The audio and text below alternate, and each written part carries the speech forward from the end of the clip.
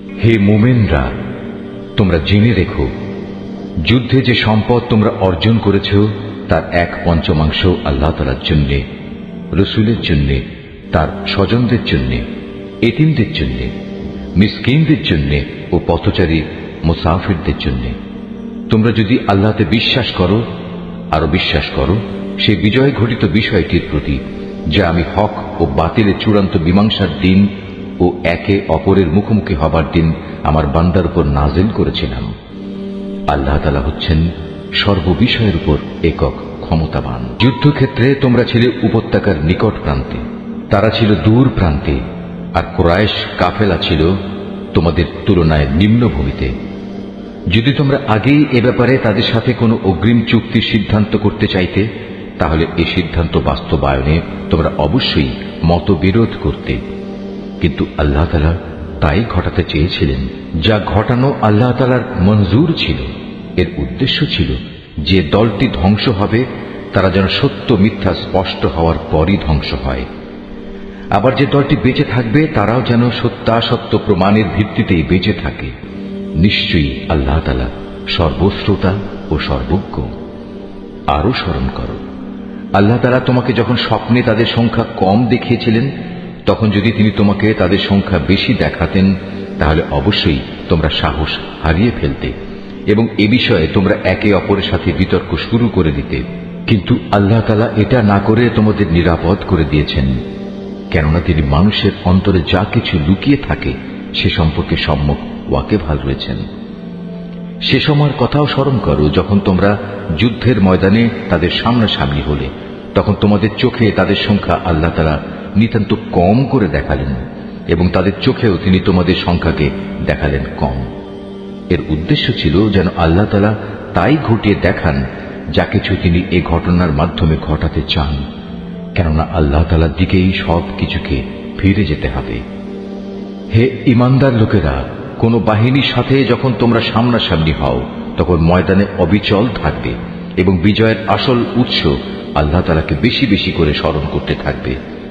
আশা করা যায় তোমরা সাফল্য লাভ করতে পারবে। তোমরা আল্লাহ তাআলা ও তার রসুলের আনুগত্য করো, নিজেদের মধ্যে পরস্পর ঝগড়া বিবাদ করো না, অন্যথায় তোমরা সাহস হারিয়ে ফেলবে এবং তোমাদের প্রতিপত্তি খতম হয়ে যাবে। তোমরা ধৈর্য ধারণ করো, অবশ্যই আল্লাহ তাআলা ধৈর্যশীলদের সাথে রয়েছেন। তোমরা কখনো তাদের মতো হও না যারা অহংকার ও লোকদের নিজেদের শান শওকত দেখানোর জন্য নিজেদের ঘর থেকে বেরিয়ে এসেছে এবং সাধারণ মানুষদের যারা আল্লাহ তাআলার পথ থেকে ফিরিয়ে রাখে। মূলত তাদের সমুদয় কার্যকলাপই আল্লাহ তাআলা পরিবেষ্টন করে আছেন। যখন শয়তান তাদের কাজগুলোকে তাদের সামনে খুব চাকচিক্যময় করে পেশ করেছিল এবং সে তাদের বলেছিল, আজ মানুষের মধ্যে কেউই তোমাদের উপর বিজয়ী হতে পারবে না এবং আমি তো তোমাদের পাশেই আছি। অতঃপর যখন উভয় দল সম্মুখ সমরে ঝাঁপিয়ে পড়ল, তখন সে কেটে পড়ল এবং বলল, তোমাদের সাথে আমার কোনোই সম্পর্ক নেই। আমি এমন কিছু দেখতে পাচ্ছি যা তোমরা দেখতে পাও না। আমি অবশ্যই আল্লাহ তাআলাকে ভয় করি এবং আমি জানি আল্লাহ তাআলা হচ্ছেন কঠোর শাস্তিদাতা। মুনাফিক ও তাদের দলবল যাদের দিলে গুমরাহির ব্যাধি রয়েছে, যখন তারা বলল, এই লোকদের মূলত তাদের নতুন দিন মারাত্মকভাবে প্রতারিত করে রেখেছে। সত্য কথা হচ্ছে, যে কোনো ব্যক্তি বিপদে আপদে আল্লাহ তাআলার উপর ভরসা করে সে বুঝতে পারবে আল্লাহ তাআলা প্রবল পরাক্রান্ত ও প্রজ্ঞাময়। তুমি যদি সত্যি সেই করুণ অবস্থা দেখতে পেতে যখন আল্লাহর ফেরেশতারা কাফেরদের রূহ বের করে নিয়ে যাচ্ছিল, ফেরেশতারা তখন তাদের মুখমণ্ডল ও পৃষ্ঠদেশে ক্রমাগত আঘাত করে যাচ্ছিল এবং তারা বলছিল, তোমরা আগুনের আযাব উপভোগ করো। মূলত এটা হচ্ছে তোমাদের নিজেদেরই উভয় হাতের কামাই যা তোমরা আগেই পাঠিয়েছিলে।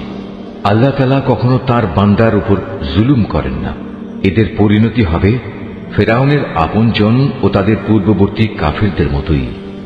তারা সবাই আল্লাহ তাআলার আয়াতকে অস্বীকার করেছে, ফলে তাদের গুনাহের দরুন আল্লাহ তাআলা তাদের পাকড়াও করলেন।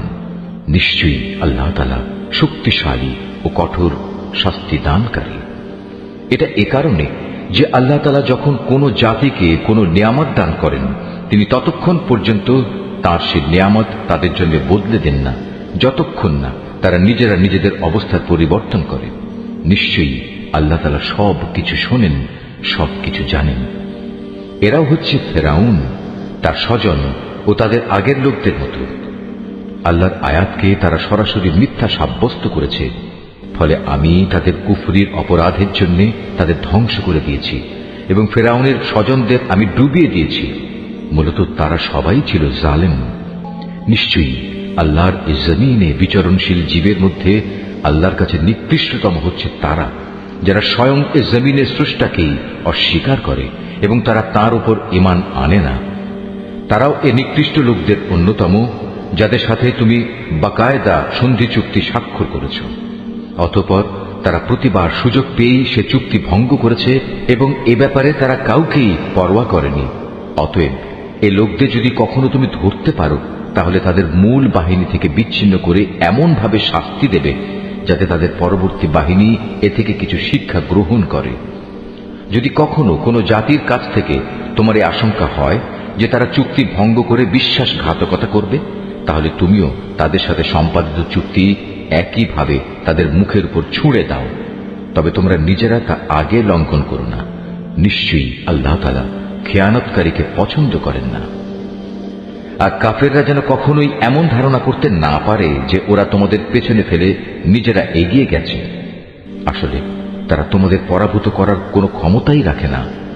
তাদের সাথে যুদ্ধের জন্য তোমরা যথাসাধ্য সাজ সরঞ্জাম, শক্তি ও ঘোড়া প্রস্তুত রাখবে এবং এ দিয়ে তোমরা আল্লাহর দুশমন ও তোমাদের দুশমনদের ভীত সন্ত্রস্ত করে দেবে। এছাড়াও কিছু লোক আছে যাদের পরিচয় তোমরা জানো না, শুধু আল্লাহ তাআলাই তাদের চেনেন।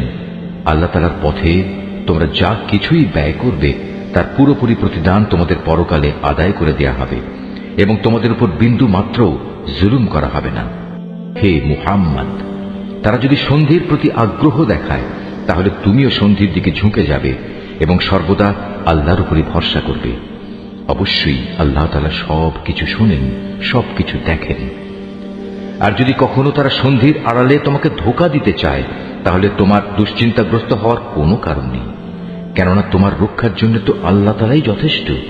তিনি তাঁর সরাসরি সাহায্য ও একদল মোমেন দ্বারা তোমাকে শক্তি জুগিয়েছেন। আল্লাহ তাআলা এই মোমেনদের দিলকে পারস্পরিক ভালোবাসা ও সম্প্রীতির বন্ধনে আবদ্ধ করে দিয়েছেন। অথচ তুমি যদি দুনিয়ার যাবতীয় সম্পদ এর পেছনে ব্যয় করতে, তবু তুমি এ মানুষদের দিলকে ভালোবাসার বন্ধনে আবদ্ধ করতে পারতে না। কিন্তু আল্লাহ তাআলা এদের মাঝে প্রীতি স্থাপন করে দিয়েছেন। অবশ্যই তিনি পরাক্রমশালী ও বিজ্ঞ কুশলী। হে নবী, তোমার জন্য এবং তোমার অনুবর্তনকারী মোমেনদের জন্য তো আল্লাহ তাআলাই যথেষ্ট। হে নবী, তুমি মোমেনদের যুদ্ধের জন্য উদ্বুদ্ধ করো। মনে রেখো, তোমাদের মধ্যে 20 জন লোকও যদি ধৈর্যশীল হতে পারে, তাহলে তারা 200 লোকের উপর বিজয়ী হবে। আবার তোমাদের মাঝে এমন লোকের সংখ্যা যদি 100 হয়, তাহলে তারা 1000 লোকের উপর জয়লাভ করবে। এর কারণ হচ্ছে তারা এমন জাতি যারা আল্লাহর শক্তি সম্পর্কে কিছুই বুঝে না। এই নিশ্চয়তা দ্বারা এখন আল্লাহ তাআলা তোমাদের উপর থেকে উদ্বেগ ও দুশ্চিন্তার বোঝা হালকা করে দিয়েছেন। যেহেতু তিনি একথা জানেন তোমাদের মধ্যে কিছু দুর্বলতা রয়েছে, অতঃপর তোমাদের মধ্যে যদি 100 ধৈর্যশীল মানুষ থাকে, তাহলে তারা 200-র উপর বিজয়ী হবে। আবার যদি থাকে তোমাদের 1000 ধৈর্যশীল ব্যক্তি, তাহলে তারা আল্লাহ তাআলার হুকুমে বিজয়ী হবে 2000 লোকের উপর। জেনে রেখো, আল্লাহ তাআলা ধৈর্যশীলদের সাথেই রয়েছেন। কোন নবীর পক্ষেই এটা শোভা পায় না যে তার কাছে বন্দীদের আটক রাখবে যতক্ষণ পর্যন্ত সে জমিনে রক্তপাত ঘটাবে এবং আল্লাহর শত্রুদের নিপাত না করে দেবে। আসলে তোমরা তো দুনিয়ার সামান্য স্বার্থটুকুই চাও, আর আল্লাহ তাআলা চান তোমাদের আখিরাতের কল্যাণ দান করতে। আল্লাহ তাআলাই হচ্ছেন পরাক্রমশালী ও প্রজ্ঞাময়। যদি এ ব্যাপারে আল্লাহ তাআলার কাছ থেকে পূর্বের কোনো ফরমান লেখা না থাকতো, তাহলে বন্দীদের কাছ থেকে মুক্তিপণ হিসেবে তোমরা যা কিছু নিয়েছ তার জন্য একটা বড় ধরনের আযাব তোমাদের উপর পতিত হতো। অতএব যা কিছু তোমরা গনিমত হিসেবে লাভ করেছ, নিঃসংকোচে তোমরা তা খাও, কেননা তা সম্পূর্ণ হালাল ও পবিত্র। তোমরা আল্লাহ তাআলাকে ভয় করো। আল্লাহ তাআলা অবশ্যই ক্ষমাশীল ও দয়ালু।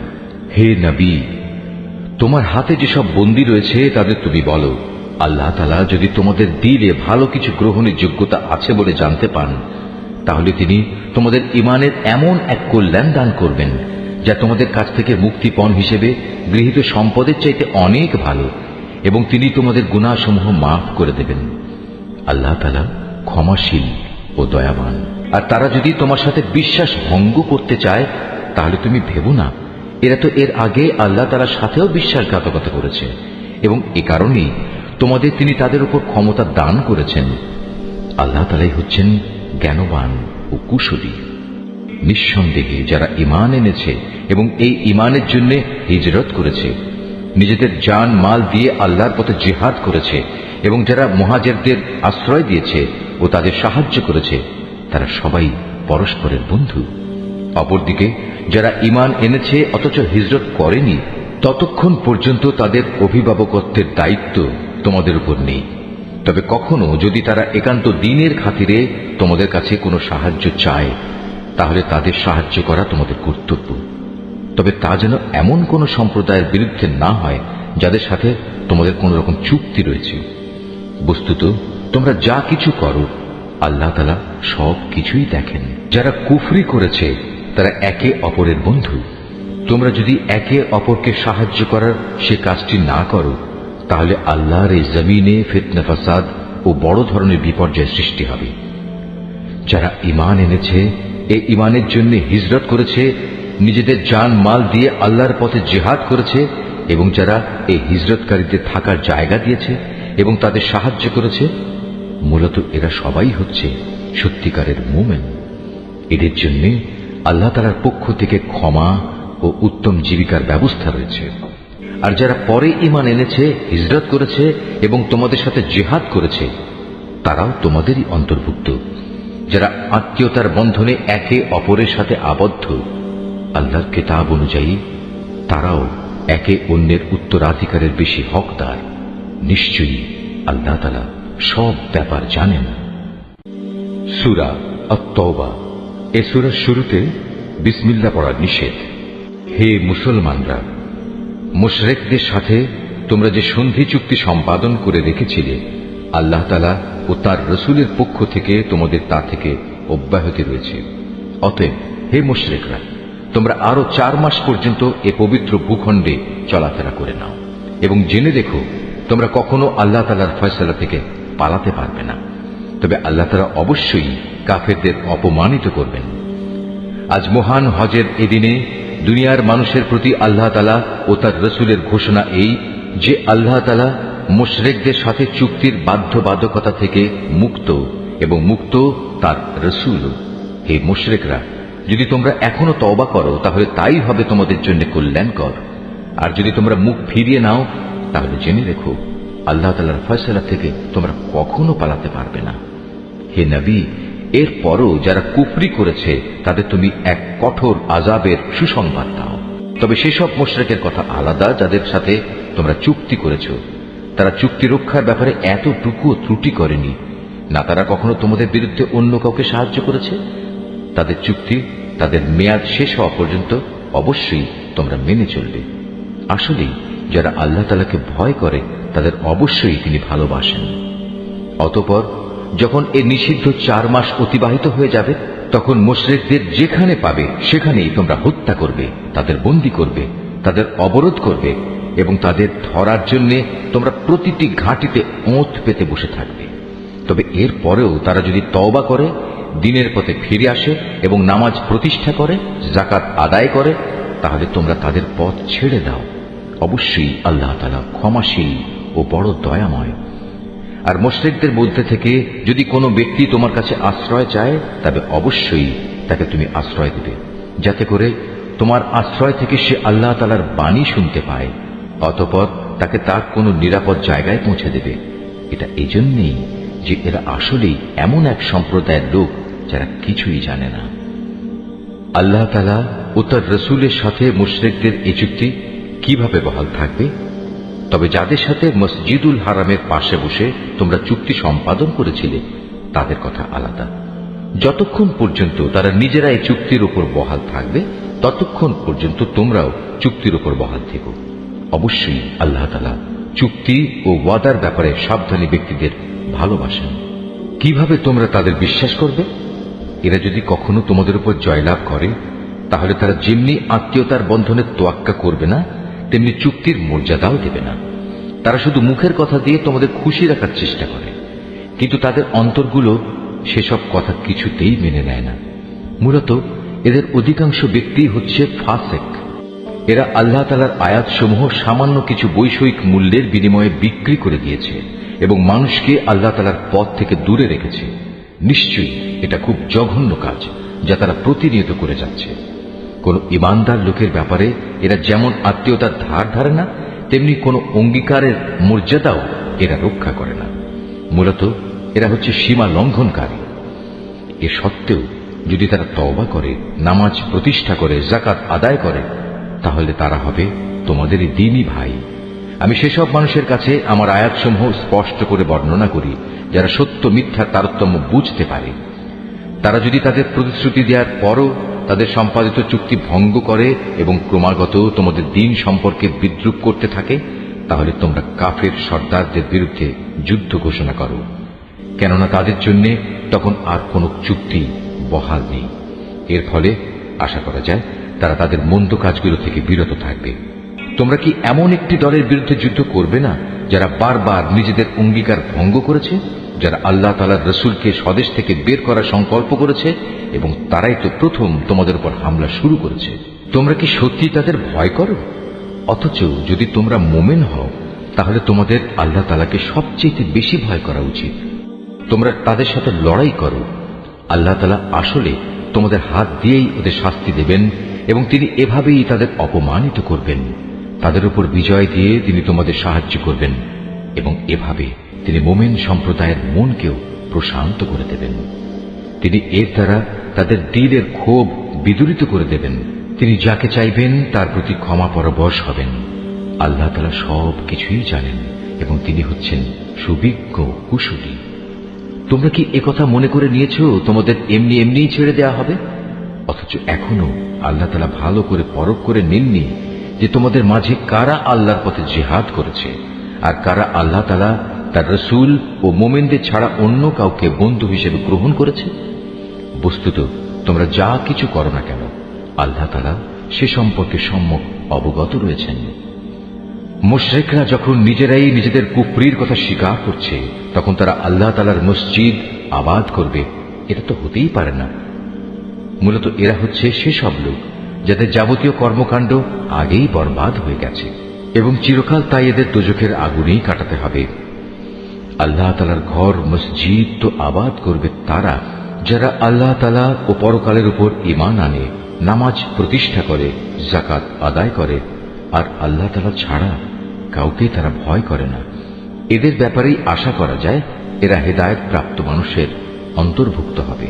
তোমরা কি হজের মৌসুমে হাজিদের পানি পান করানো ও কাবা ঘরের খেদমত করাকে সে ব্যক্তির কাজের সমপর্যায়ের মনে করো? যে ব্যক্তি আল্লাহ তাআলার উপর ঈমান এনেছে, পরকালের উপর ঈমান এনেছে এবং আল্লাহ তাআলার রাস্তায় জিহাদ করেছে, এরা কখনো আল্লাহর কাছে সমান মর্যাদার নয়। আল্লাহ তাআলা কখনো জালেমদের সঠিক পথ দেখান না। যারা আল্লাহ তাআলার উপর ঈমান এনেছে তাঁরই সন্তুষ্টির জন্য হিজরত করেছে এবং আল্লাহ তাআলার পথে তাদের জান মাল দিয়ে জিহাদ করেছে, তাদের মর্যাদা আল্লাহ তাআলার কাছে সবার চাইতে বড় এবং এ ধরনের লোকেরাই পরিণামে সফল কাম হবে। তাদের মালিক তাদের জন্য নিজ তরফ থেকে দয়া, সন্তুষ্টি ও এমন এক সুরম্য জান্নাতের সুসংবাদ দিচ্ছেন যেখানে তাদের জন্য চিরস্থায়ী নিয়ামতের সামগ্রীসমূহ সাজানো রয়েছে। সেখানে তারা হবে চিরস্থায়ী। নিশ্চয়ই আল্লাহ তাআলার কাছে মুমিনদের জন্য মহা পুরস্কার সংরক্ষিত রয়েছে।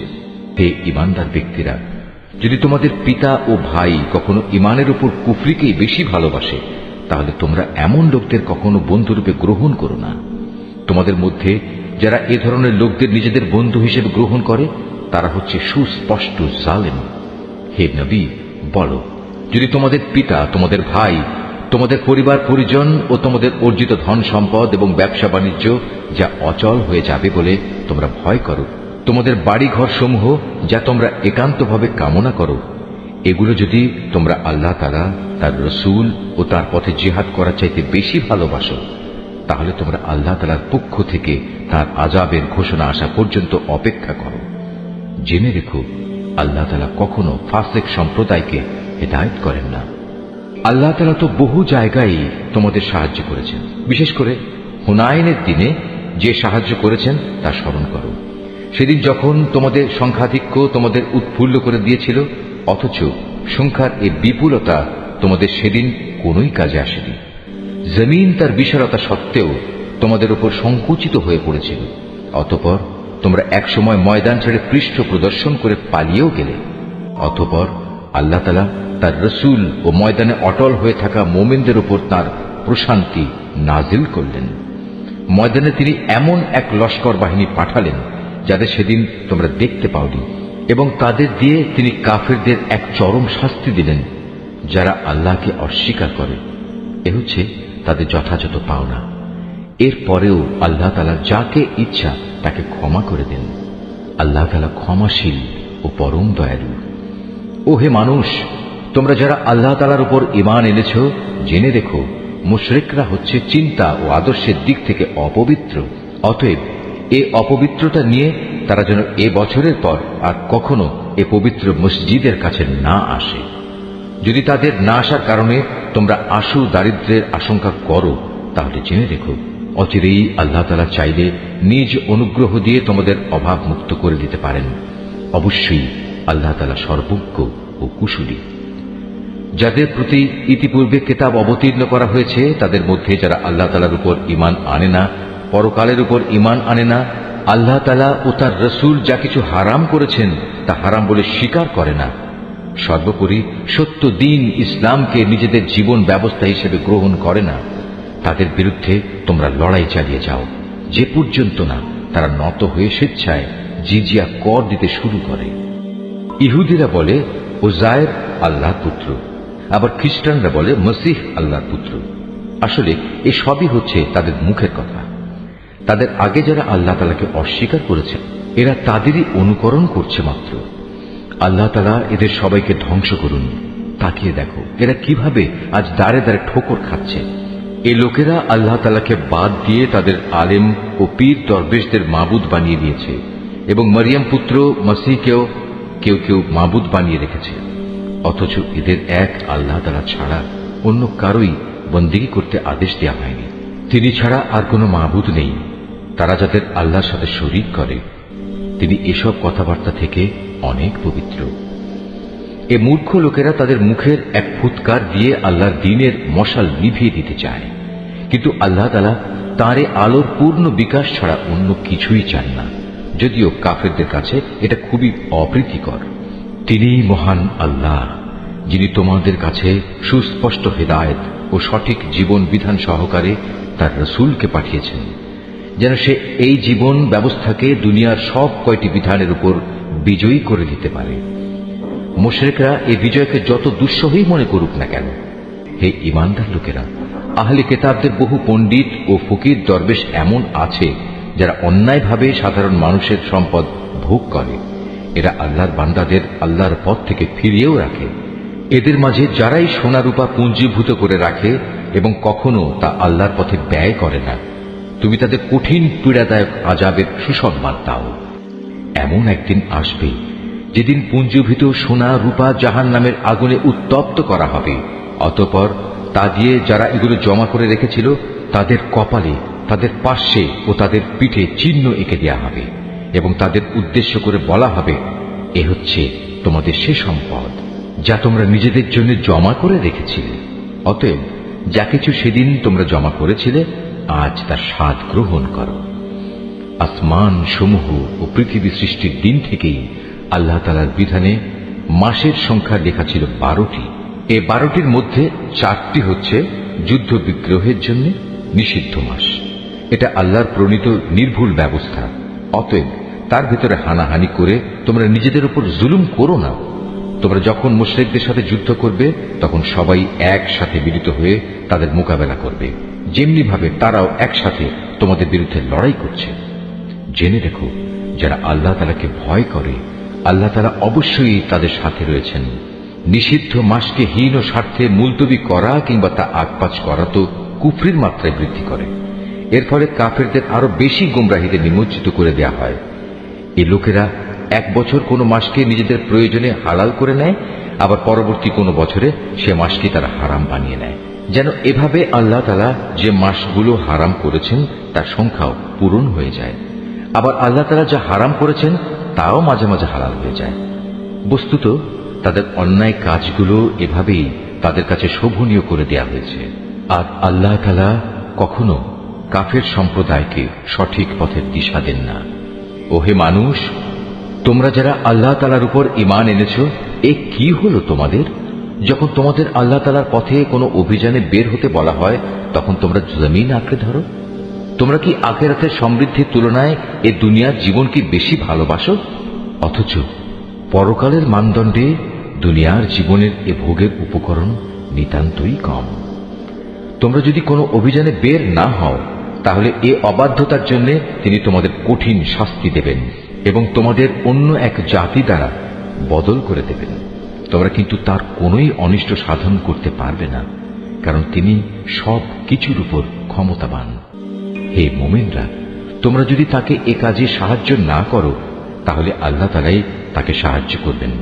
আল্লাহ তাআলা তখনও তাকে সাহায্য করেছিলেন যখন কাফেররা তাকে তার ভিটে বাড়ি থেকে বের করে দিয়েছিল, বিশেষ করে যখন সে নবী ছিল মাত্র দুজনের মধ্যে একজন, তাও আবার তারা দুজন ছিল অন্ধকার এক গুহার মধ্যে। সে নবী যখন তার সাথীকে বলছিল, কোনো দুশ্চিন্তা করো না, আল্লাহ তাআলা আমাদের সাথেই আছেন, অতঃপর আল্লাহ তাআলা তার উপর তাঁর প্রশান্তি নাজিল করে তাকে সাহায্য করলেন এবং এমন এক বাহিনী দ্বারা তাকে শক্তি যোগালেন যাদের তোমরা সেদিন দেখতে পাওনি।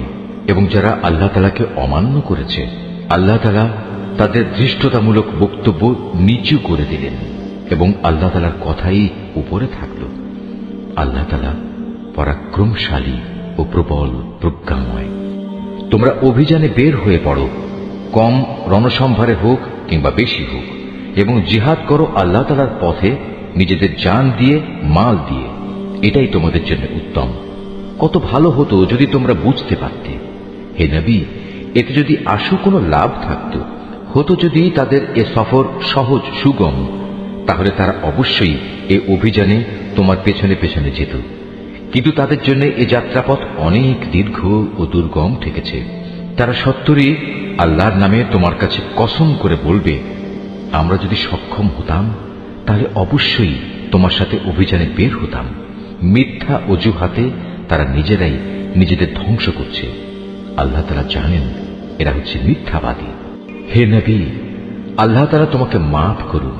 ঈমানের দাবিতে কারা সত্যবাদী আর কারা মিথ্যাবাদী এই বিষয়টা তোমার কাছে স্পষ্ট হওয়ার আগে কেন তুমি তাদের যুদ্ধে যাওয়া থেকে অব্যাহতি দিলে? যারা আল্লাহ তাআলা ও পরকালের উপর ঈমান এনেছে তারা নিজেদের মাল ও জীবন দিয়ে আল্লাহর পথে জিহাদে অবতীর্ণ না হওয়ার জন্য তোমার কাছ থেকে অব্যাহতি চাইতে আসবে না। আল্লাহ তাআলা অবশ্যই সেসব লোককে জানেন যারা তাকে ভয় করে। যুদ্ধে না যাওয়ার জন্য তোমার কাছে অব্যাহতি চাইতে তো আসবে তারা যারা আল্লাহ তাআলা ও পরকালের উপর কোন রকম ঈমান রাখে না। তাদের মন সংশয়যুক্ত আর তারা নিজেরাও সংশয় দ্বিধাগ্রস্ত থাকে। যদি সত্যি এরা তোমার সাথে বের হতে চাইতো তাহলে তারা সেজন্য কিছু না কিছু প্রস্তুতি তো নিত, কিন্তু এদের যাত্রা করাটা আল্লাহ তাআলার মনোভূত হয়নি, তাই তিনি তাদের এ থেকে বিরত রাখলেন। তাদের যেন বলে দেয়া হলো, যারা পেছনে বসে আছে তোমরা তাদের সাথে বসে থাকো। ওরা তোমাদের সাথে বের হলে তোমাদের মাঝে বিভ্রান্তি শুধু বাড়িয়ে দিত এবং তোমাদের সমাজে নানা রকম অশান্তি সৃষ্টির জন্য এদিক সেদিক ছোটাছুটি করত। তাছাড়া তোমাদের মধ্যেও তো তাদের কথা আগ্রহের সাথে শোনার মতো গুপ্তচর কিংবা দুর্বল ঈমানের লোক আছে। আল্লাহ তাআলা এসব জালেমদের অবস্থা সম্পর্কে সম্যক অবগত রয়েছেন। এরা এর আগেও তোমাদের মাঝে বিশৃঙ্খলা সৃষ্টি করতে চেয়েছিল এবং তোমার পরিকল্পনাগুলো পাল্টে দেওয়ার চক্রান্ত করেছিল। শেষ পর্যন্ত ন্যায় ও ইনসাফ তাদের কাছে এসে হাজির হল এবং আল্লাহ তাআলার ফয়সালায় চূড়ান্তভাবে বিজয়ী হল, যদিও তারা হচ্ছে এ বিজয় অপছন্দকারী। তাদের ভেতর এমন কিছু মানুষও আছে যারা বলে, হে নবী, এই যুদ্ধে যাওয়া থেকে তুমি আমাকে অব্যাহতি দাও এবং আমাকে তুমি কোনো লোভনীয় বস্তুর মুসিবতে ফেলো না। তোমরা জেনে রেখো, এরা তো আগে থেকেই নানা মুসিবতে পড়ে আছে, আর জাহান্নাম তো কাফেরদের চারিদিকে বড় মুসিবতের মতোই ঘিরে রেখেছে। তোমাকে যদি কখনো কোনো কল্যাণ স্পর্শ করে তাহলে এতে তাদের দুঃখ হয়, আবার তোমার কোনো বিপদ ঘটলে তারা বলে, হ্যাঁ আমরা এটা জানতাম, তাই আমরা আগেই ভিন্ন পথ অবলম্বন করে নিয়েছিলাম। অতঃপর তারা উৎফুল্ল চিত্তে তোমার কাছ থেকে সরে পড়ে। তুমি তাদের বলো, আসলে কল্যাণ অকল্যাণের কিছুই আমাদের উপর নাজিল হবে না, হবে শুধু তাই যা আল্লাহ তাআলা আমাদের জন্য নির্দিষ্ট করে রেখেছেন। তিনি আমাদের একমাত্র আশ্রয়। আর যারা মুমিন তাদের তো ভালো মন্দ সব ব্যাপারে শুধু আল্লাহ তাআলার উপরই ভরসা করা উচিত। আমাদের ব্যাপারে তোমরা কি বিজয় ও শাহাদাত এ দুটো কল্যাণের যে কোনো একটির অপেক্ষা করছো? কিন্তু তোমাদের জন্য আমরা যা কিছু প্রতীক্ষা করছি তা হচ্ছে আল্লাহ তাআলা নিজে থেকে তোমাদের আযাব দেবেন, কিংবা আমাদের হাত দিয়ে তোমাদের তিনি শাস্তি পৌঁছবেন। অতএব তোমরা অপেক্ষা করো, আমরাও তোমার সাথে অপেক্ষা করছি।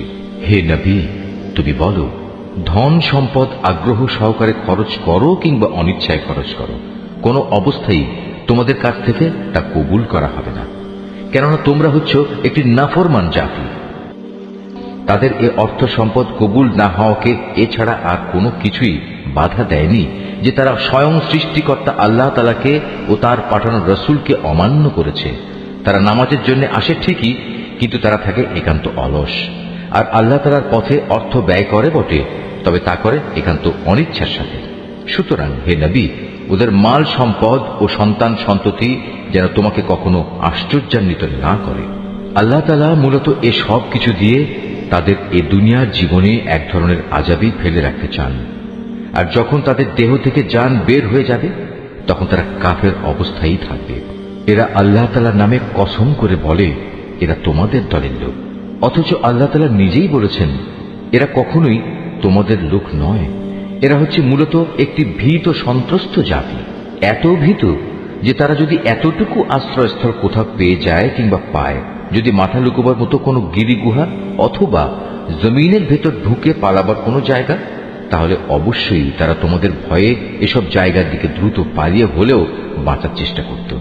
এদের মাঝে এমনও লোক আছে যারা বিশেষ অনুদানের ভাগ বন্টনের ব্যাপারেও তোমার উপর দোষারোপ করে, কিন্তু সে অংশ যদি তাদের দেয়া হয় তাহলে তারা খুবই সন্তুষ্ট হয়, আবার তাদের যদি তা দেয়া না হয় তাহলে তারা বিক্ষুব্ধ হয়ে ওঠে।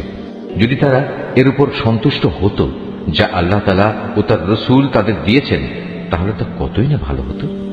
সে অবস্থায় তারা বলতো, আল্লাহ তাআলাই আমাদের জন্য যথেষ্ট, অচিরেই আল্লাহ তাআলা তার অনন্ত ভাণ্ডার থেকে আমাদের অনেক দেবেন এবং তার রসুলও আমাদের অনেক দান করবেন। আমরা তো আল্লাহ সন্তুষ্টির দিকেই তাকিয়ে আছি। এসব সাদাকা যাকাতের অর্থ হচ্ছে ফকির মিসকিনদের জন্য, এ ব্যবস্থার আওতাধীন কর্মচারীদের জন্য, যাদের অন্তঃকরণ দ্বীনের প্রতি অনুরাগী করা প্রয়োজন তাদের জন্য, কোন ব্যক্তিকে গোলামির বন্ধন থেকে আজাদ করার জন্য, ঋণগ্রস্ত ব্যক্তির ঋণ মুক্তির জন্য, আল্লাহ তাআলার পথে সংগ্রামী ও মুসাফিরদের জন্য এই সাদকার অর্থ ব্যয় করতে হবে। এটা আল্লাহ তাআলার নির্ধারিত ফরজ।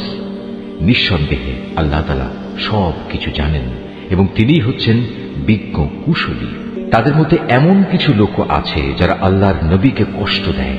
তারা বলে, এ ব্যক্তি কান কথায় বিশ্বাস করে। হে নবী, তুমি তাদের বলো, তার কান তাই শুনে যা তোমাদের জন্য কল্যাণকর। সে আল্লাহ তাআলাকে বিশ্বাস করে, মোমেনদের উপর বিশ্বাস রাখে। তোমাদের মধ্যে যারা ঈমান আনে সে তাদের জন্যও আল্লাহ তাআলার রহমত। যারা আল্লাহর রসুলকে কষ্ট দেয় তাদের জন্য কঠোর শাস্তির ব্যবস্থা রয়েছে।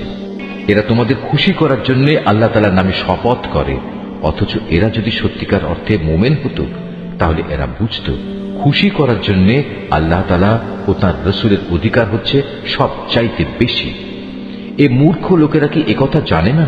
যদি কোনো ব্যক্তি আল্লাহ তাআলা ও তার রসুলের বিদ্রোহ করে তবে তার জন্য রয়েছে জাহান্নামের আগুন, সেখানে সে চিরকাল থাকবে, আর তা হচ্ছে তার জন্য চরম লাঞ্ছনা। এ মুনাফিকরা আশঙ্কা করে তোমাদের উপর এমন কোন সূরা নাজিল হয়ে পড়ে কিনা যা তাদের মনের ভেতরে লুকিয়ে থাকা সব কিছু ফাঁস করে দেবে। হে নবী, তুমি এদের বলো, হ্যাঁ, যদ্দূর পারো তোমরা বিদ্রুপ করে নাও, অবশ্যই আল্লাহ তাআলা এমন কিছু নাজিল করবেন যাতে তিনি সব কিছু ফাঁস করে দেবেন। যার তোমরা আশঙ্কা করছো। তুমি যদি তাদের কিছু জিজ্ঞেস করো, তারা বলবে, না, আমরা তো একটু কথাবার্তা ও হাসি কৌতুক করছিলাম মাত্র। তুমি তাদের বলো, তোমরা কি আল্লাহ তাআলা তার আয়াতসমূহ ও তার রাসূলকে বিদ্রূপ করছিলে? হে কাফেররা, তোমরা দোষ ছড়ানোর চেষ্টা করো না। একবার ঈমান আনার পর তোমরাই পুনরায় কাফের হয়ে গিয়েছিলে। আমি যদি তোমাদের এক দলকে তাদের ঈমানের কারণে ক্ষমা করে দিতে পারি, তাহলে আরেক দলকে পুনরায় কুফরিতে ফিরে যাবার জন্য ভয়াবহ শাস্তিও দিতে পারি, কারণ এ শেষের দলের লোকেরা ছিল জঘন্য অপরাধী। মুনাফিক পুরুষ ও মুনাফিক নারী এরা স্বভাব চরিত্রে একে অপরের মতোই। তারা উভয়ই মানুষদের অসৎ কাজের আদেশ দেয় ও সৎ কাজ থেকে বিরত রাখে এবং আল্লাহ তাআলার পথে খরচ করা থেকে উভয়ই নিজেদের হাত বন্ধ করে রাখে। তারা যেমনি এই দুনিয়ায় আল্লাহ তাআলাকে ভুলে গেছে, আল্লাহ তাআলাও তেমনি আখিরাতে তাদের ভুলে যাবেন। অবশ্য মুনাফিকরা সবাই পাপিষ্ঠ। আল্লাহ তাআলা এ মুনাফিক পুরুষ ও মুনাফিক নারী এবং কাফেরদের জাহান্নামের ভয়াবহ আগুনের প্রতিশ্রুতি দিয়েছেন, যেখানে তারা চিরকাল ধরে জ্বলতে থাকবে। জাহান্নামের এ আগুন হবে তাদের জন্য যথেষ্ট। তাদের উপর আল্লাহ তাআলার গজব নাজিল হোক। ওদের জন্য রয়েছে এক চিরস্থায়ী আযাব। তোমরা ঠিক তাদেরই মতো যারা তোমাদের আগে এখানে প্রতিষ্ঠিত ছিল। তারা শক্তিতে ছিল তোমাদের চাইতে প্রবল, ধন সম্পদ, সন্তান সন্ততি তাদের তোমাদের চাইতে ছিল বেশি।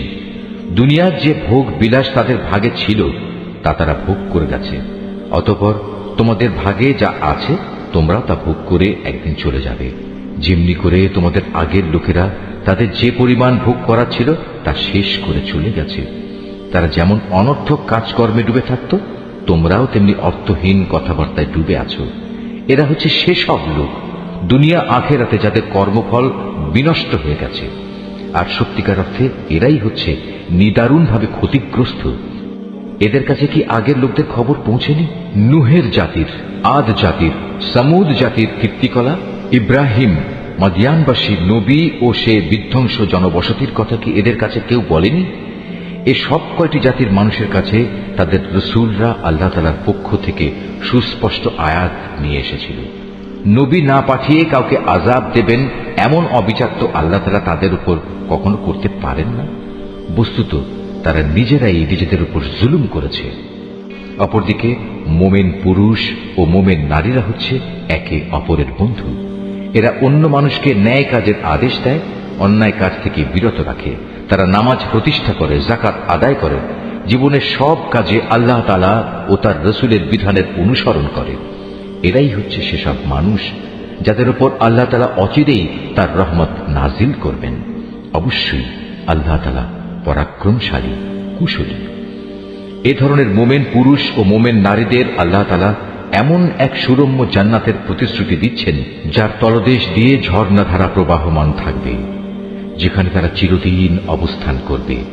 চিরস্থায়ী জান্নাতে তাদের জন্য সুন্দর সুন্দর বাসস্থানের ব্যবস্থা থাকবে। সেদিনের সবচেয়ে বড় নিয়ামত হবে বান্দার প্রতি আল্লাহ তাআলার সন্তোষ। এটাই হবে সেদিনের সবচেয়ে বড় সাফল্য। হে নবী, কাফের ও মুনাফিকদের বিরুদ্ধে জিহাদে অবতীর্ণ হও। ওদের প্রতি কঠোরতা অবলম্বন করো, কেননা এদের চূড়ান্ত আবাসস্থল হবে জাহান্নাম।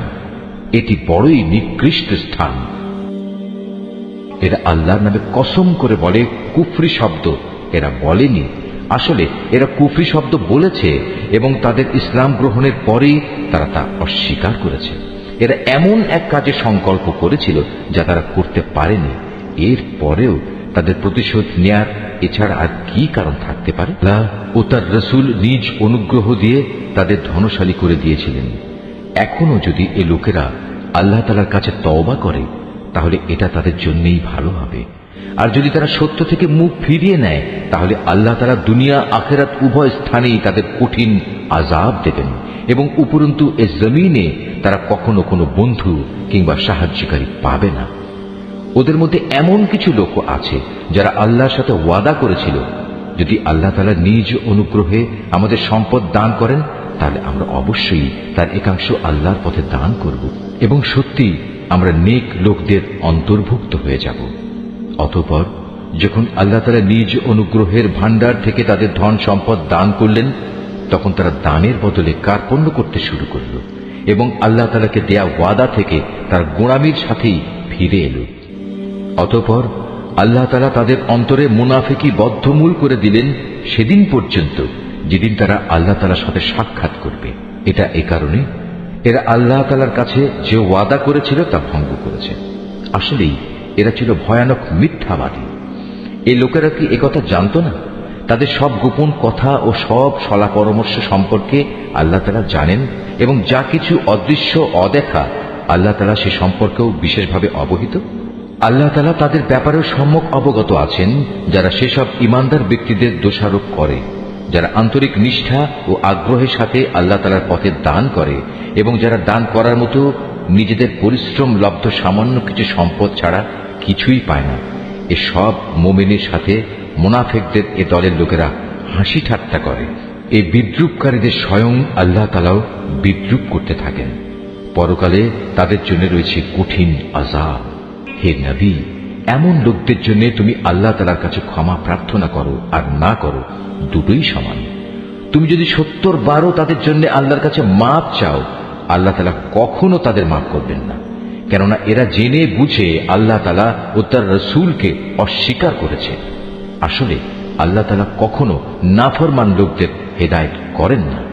যারা তাবুকের যুদ্ধে না গিয়ে পেছনে পড়ে থাকলো, তারা এভাবে রাসূলের ইচ্ছার বিরুদ্ধে নিজেদের ঘরে বসে থাকতে পেরে খুব খুশি হয়ে গেল। মূলত তারা তাদের জান মাল দিয়ে আল্লাহর পথে জিহাদ করাটা পছন্দ করল না, বরং বলল, এ ভীষণ গরমে তোমরা বাইরে যেও না। হে নবী, তুমি তাদের বলো, জাহান্নামের আগুন তো এর চাইতেও বেশি গরম। কত ভালো হতো এ লোকগুলো যদি এ কথাটা বুঝতে পারত। অতএব এ দুনিয়ায় তাদের কম হাসা উচিত, অন্যথায় কিয়ামতের দিন তাদের বেশি কাঁদতে হবে। তারা যা গুনাহ এখানে অর্জন করেছে তাই হবে তাদের সেদিনের যথার্থ বিনিময়। যদি আল্লাহ তাআলা এ অভিযানের পর তোমাকে এদের কোনো একটি দলের কাছে ফেরত নিয়ে আসেন এবং তারা যদি তোমার কাছে পুনরায় কোনো যুদ্ধে যাবার অনুমতি চায়, তাহলে তুমি বলো, না, কখনো তোমরা আমার সাথে আর কোনো অভিযানে বের হবে না। তোমরা আমার সাথী হয়ে আর কখনো শত্রুর সাথে লড়বে না, কেননা তোমরা আগের বার যুদ্ধের বদলে পেছনে বসে থাকা পছন্দ করেছিলে। আর যাও, যারা পেছনে পড়ে আছে তাদের সাথে তোমরাও গিয়ে বসে থাকো। ওদের মধ্যে কোনো লোকের মৃত্যু হলে তুমি কখনো তার জানাজা নামাজ পড়ো না, কখনো তার কবরের পাশে তুমি দাঁড়িও না, কেননা এ ব্যক্তিরা আল্লাহ তাআলা ও তার রাসূলের সাথে কুফরি করেছে। এরা নাফরমান অবস্থায় মরেছে। ওদের ধন সম্পদ ও সন্তান সন্ততি যেন তোমাদের কখনো বিমুগ্ধ করতে না পারে। মূলত আল্লাহ তাআলা এ সব কিছু দিয়ে তাদের দুনিয়ার জীবনে নানা ধরনের শাস্তি দিতে চান এবং তাদের প্রাণবায়ু একদিন এমন এক অবস্থায় বের হবে যখন তারা পুরোপুরি কাফের থাকবে। যখনই এমন ধরনের কোন সূরা নাজিল হয় যাতে বলা হয়, তোমরা আল্লাহর উপর ঈমান আনো এবং তার রাসূলের সাথে মিলে কাফেরদের বিরুদ্ধে জিহাদ করো, তখনই তাদের বিত্তশালী ব্যক্তিরা তোমার কাছে এসে যুদ্ধে না যাওয়ার জন্য অব্যাহতি চায় এবং তারা বলে, হে নবী, আমাদের রেহাই দাও, যারা ঘরে বসে আছে তাদের সাথে আমাদেরও বসে থাকতে দাও। তারা মূলত ঘরে বসে থাকা লোকদের সাথে অবস্থান করাই পছন্দ করে নিয়েছে। তাদের অন্তরে মোহর মেরে দেয়া হয়েছে, ফলে তারা কিছুই বুঝতে পারে না। কিন্তু আল্লাহর রাসূল এবং যারা তার সাথে আল্লাহ তাআলার উপর ঈমান এনেছে তারা সবাই নিজেদের জান মাল দিয়ে আল্লাহর পথে জিহাদ করেছে। অতএব এদের জন্যই যাবতীয় কল্যাণ নির্দিষ্ট হয়ে আছে, আর সত্যিকার অর্থে এরাই হচ্ছে সফল কাম।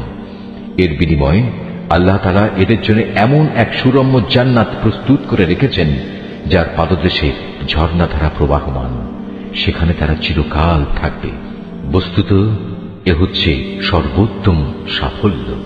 ওজরকামী কিছু সংখ্যক আরব বেদুইনও তোমার কাছে এসে হাজির হয়েছে, যেন তাদেরও এ যুদ্ধে যাওয়া থেকে অব্যাহতি দেয়া হয়।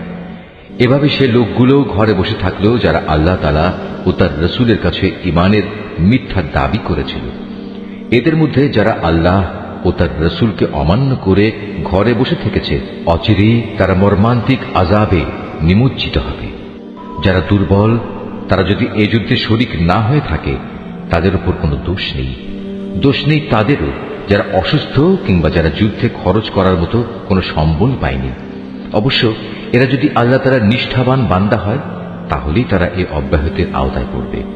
সৎ কর্মশীল মানুষদের বিরুদ্ধেও কোনো অভিযোগের কারণ নেই। আল্লাহ তাআলা একান্ত ক্ষমাশীল ও পরম দয়ালু। তাদের ব্যাপারেও কোনো অভিযোগ নেই যারা যুদ্ধ শুরুর প্রাক্কালে তোমার কাছে যাত্রার বাহন সরবরাহ করার জন্য এসেছিল এবং তুমি তাদের বলেছিলে, তোমাদের জন্য আমি এমন কিছু পাচ্ছি না যার উপর আমি তোমাদের আরোহণ করাতে পারি। অতএব তারা ফিরে গেল। তারা এমন ভাবে ফিরল যে তাদের চোখ থেকে অশ্রু বয়ে যাচ্ছিল। যুদ্ধে যাবার খরচ জোগাড় করতে না পারায় তারা ভীষণভাবে দুঃখিত হল। সব অভিযোগ তো তাদের বিরুদ্ধে যারা সামর্থ্যবান হওয়া সত্ত্বেও তোমার কাছে অব্যাহতি চায়। যারা পেছনে পড়ে থাকলো তাদের সাথে ঘরে বসে থাকাই অবশেষে তারা পছন্দ করল। আল্লাহ তাআলা তাদের অন্তরে মোহর মেরে দিয়েছেন। এ কারণেই তারা তা জানতে পারছে না কোনটা তাদের জন্য ভালো।